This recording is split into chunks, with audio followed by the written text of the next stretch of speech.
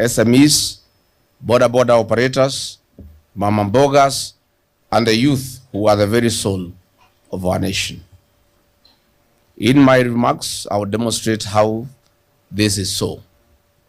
We, the Democracy for the Citizens Party, DCP, affirm that a national budget must be a plan for prosperity, a blueprint for opportunity, and a statement that gives priority to the people and not a cake for a few elites. We strongly hold that a people-centered budget must give priority to affordable food, access to education, affordable health care, affordable farm inputs, support small and medium enterprises, and support household savings and expand opportunities for our young people.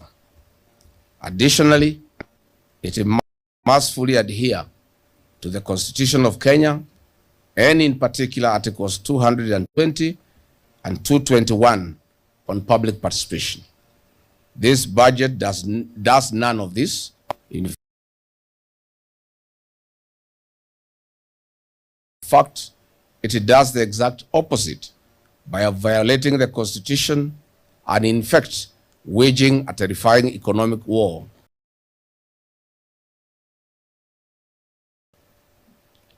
The budget estimates before us at Kenya shillings 4.82 trillion is completely out of touch with Wanjiku.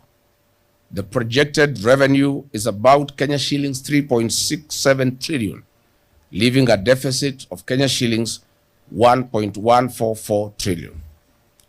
We have a clueless regime led by an elite cabal that continues to vomit on our feet and display their ill-gotten wealth.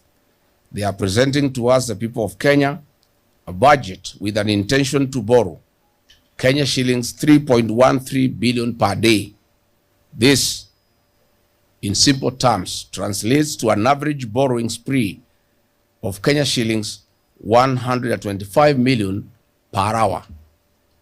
This is the money you see roofing State House, traveling overseas in luxurious jets, being dished at State House to bribe voters, and in EUDA campaign lorries, while the balances are blown in helicopters, in needless flights and charters. What if this money was channeled to our schools, hospitals, and road infrastructure to achieve a multiplier effect in the economy? Reports have shown that this government steals Kenya shillings 3 billion per day. Ironically, the same government borrows 3.14 billion per day. Why borrow to steal? Why can't you even steal less if at all you have to? What a regime. But first, we pose a fundamental question and state an undeniable fact. Over the last 4 years, the Ruto regime has taxed and illegally levied hardworking Kenyans a whopping 8.7 trillion Kenya shillings. Further, they have borrowed a whole 4.2 trillion Kenya shillings. Please show us the corresponding development projects. Where is the impact on Wanjiku? Fellow Kenyans, further, our country is trapped in a dangerous borrowing cycle. The Grand Coalition government under the late President Mwai Kibaki, the greatest president of our time, borrowed Kenya shillings 1.3 trillion in 10 years. The Jubilee government under President Uhuru Kenyatta borrowed 6.7 trillion in 10 years. This regime, a one-man show, has borrowed 4.2 trillion in 3 years. Today, as we speak, our public debt stands at 13 trillion Kenya shillings. The debt to GDP ratio is at 72.4%, which is far beyond the legal ceiling set by the Public Finance Management Act 2023. Ordinarily, a ratio of 55% debt to the GDP should guide fiscal restraint. But more troubling is the fact that interest on debt is currently at 1.3 trillion Kenya shillings per year. This is 79% of our revenue. The interest on debt has become the largest consumer of public revenue. In practical terms, the government is working first for leaders, then for the people, and we, the people of Kenya, are on our own. Dear Kenyans, I have been on record several times on the crisis our nation is in. Out of the 4.2 trillion Kenya shillings borrowed recklessly by this regime, only Kenya shillings 1.9 trillion went to the development expenditure. This is in direct contravention of Article 211 Constitution of Kenya. It also contravenes Section 152C of the PMF Act that prohibits the government from borrowing for recurrent expenditures. What kind of a household borrows a loan from a bank to buy food? To make the matters worse, the budget statement to be read next week proposes to borrow an additional 1.114 trillion Kenya shillings. Out of this, only 700 billion Kenya shillings will be spent on development. Where is the Kenya shillings 400 billion? This is budgeted corruption.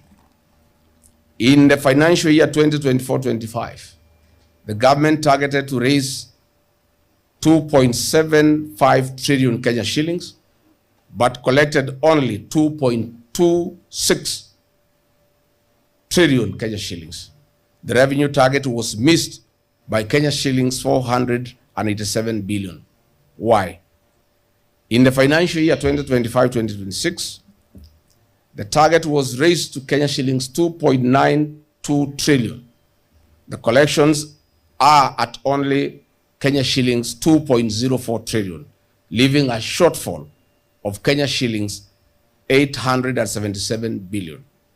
Despite this persistent underperformance, the government is projecting tax revenues of Kenya shillings 2.86 trillion in the financial year 2026-2027. We are well advised that a realistic projection on revenue collections will be at 2.29 trillion Kenya shillings. Kenyans should expect a worse tax regime midway and lots of failed promises as usual. As the DCP party, we note with great concern that the expenditure projections of this regime continue to grow at a pace completely out of touch with Wanjiku.